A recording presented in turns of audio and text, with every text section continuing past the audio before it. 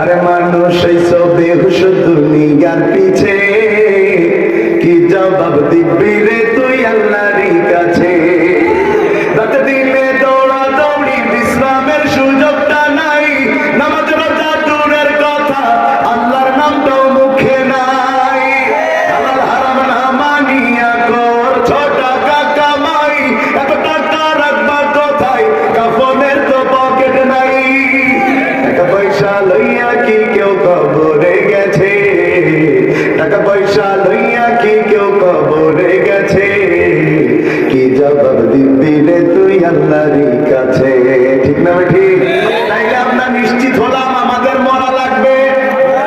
কথা বলেন, লাগবে লাগবে লাগবে। মরা যেহেতু লাগবেই, আওয়াজ দিয়ে বলেন জাফরনগরবাসী, ভালো মরণ চাই না খারাপ মরণ চাই? হাত উঁচু করে বলেন, কি মরণ চাই? মরণ যদি আপনার ভালো হয় মানুষ আপনার জন্য দোয়া করবে, মরণ যদি আপনার ভালো হয় মানুষ আপনার জন্য তাহাজ্জুদ করবে, মরণ যদি আপনার ভালো হয় মানুষ আপনার জন্য রোজা রাখবে, মরণ যদি আপনার আল্লামা সাঈদীর মতো মরণ হয় মানুষ আপনার জানাজায় যাওয়ার জন্য তেল কাটতে রাজি, কিন্তু জানাজা ছাড়তে রাজি না। কেন কেন কেন? কারণ নিশ্চিত ভাবে আল্লামা সাঈদী ভালো মানুষ ছিলেন, তার মৃত্যু ভালো মৃত্যু। আমার এই সমাজে কিছু মানুষ আছে তারা মারা গেলে মানুষ কষ্ট পায় না, রাস্তায় কুকুর মারা গেলে কষ্ট পায়, কিন্তু কিছু মানুষ মারা গেলে কষ্ট পায় না, কারণ কিছু মানুষের চরিত্র সারতে জানোয়ার কুত্তা চাইতে খারাপ। রাগ করতেছেন মনে হয়? আপনারা ভাবতে পারেন তাফসীরের মাহফিলের মধ্যে যে কুত্তা শব্দ, আমি তো বলছি কুকুর শব্দ, আল্লাহ বলেছে শুকর শব্দ। কোরআনের মধ্যে আল্লাহ বলে দিয়েছেন কিছু মানুষ আছে দেখতে দুই পায়ের কিন্তু চরিত্র চার পেয়ে জানোয়ারে।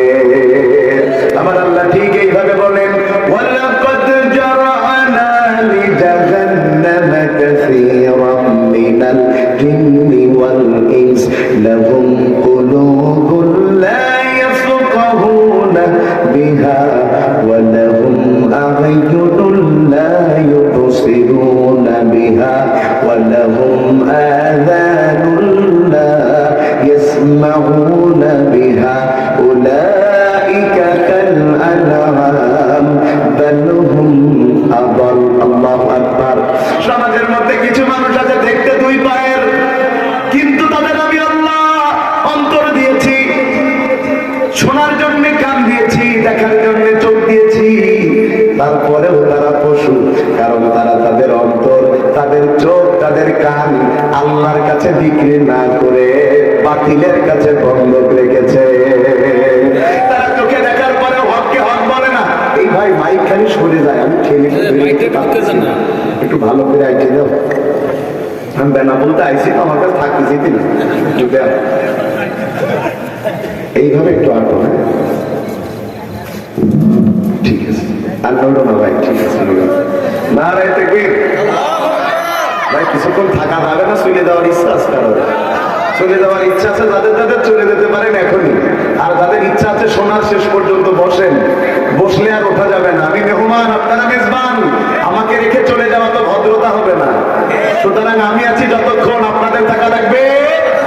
খালি প্রস্তাব লাগলে উঠতে পারবেন, তবে যদি কেউ প্রস্তাব ফেরার নাম ফিরে বাড়ি যাওয়ার ধান্দা করেন সংবিধিবদ্ধ সতর্কীকরণ এমন বদয়া করবো, প্রস্তাব শুরু হবে তার মরার আগে শুরু হবে না, বাড়ি যাবেন আর কেউ থাকবেন ইনশাআল্লাহ। নারায়ে তাকবীর। ওদের অন্তর আছে, ওদের চোখ আছে, ওদের কান আছে, কিন্তু ওদের অন্তরে ওরা আল্লাহর পরিবর্তে দলের ভালোবাসা, নেতার ভালোবাসা, হুজুরের ভালোবাসাকে বসিয়েছে। ওরা আল্লাহর কথার চাইতে দলের কথারে বড় মনে করে, ওরা আল্লাহর কথার চাইতে নেতার কথারে বড় মনে করে, ওরা আল্লাহর কথার চাইতে আমি হুজুরের কথাকে বড় মনে করে। তো মানুষ যখন এটা করবে ওর অন্তরে আর ভালো কিছু থাকে না, তখন ওই অন্তরে বাস করে শয়তান, আর যে শয়তান দ্বারা পরিচালিত হয় সে মানুষ থাকে না, সে চার পেয়ে জানোয়ার হয়ে যায়।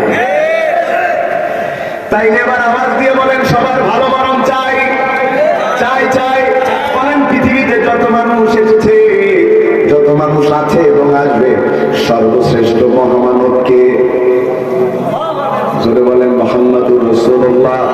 তার চাইতে সেরা দুনিয়াতে আর কেউ আসবে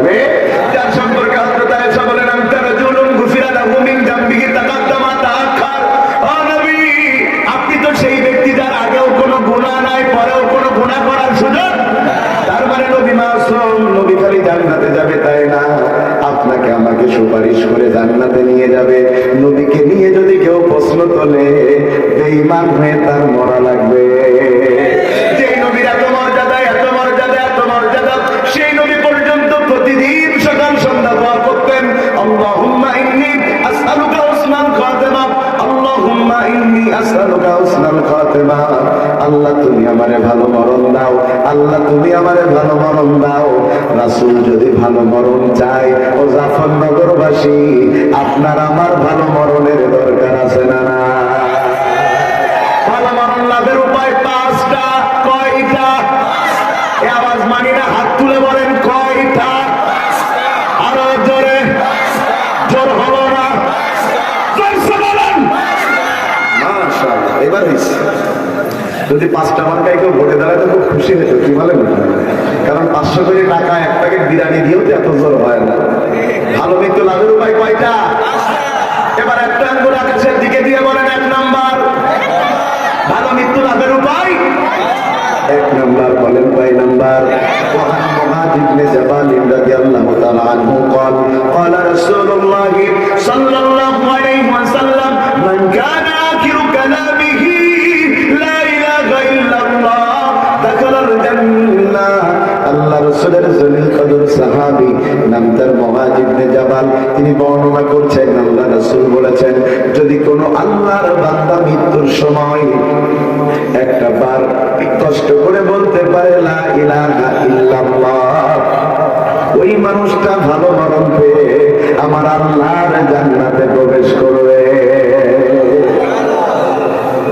সুবহানাল্লাহ, একটু জোরই হয়েছে, কারণ এত সহজে জান্নাত পালি কি জানা জোরে সুবহানাল্লাহ কয়। মৃত্যুর সময় কষ্ট করে কয়বার?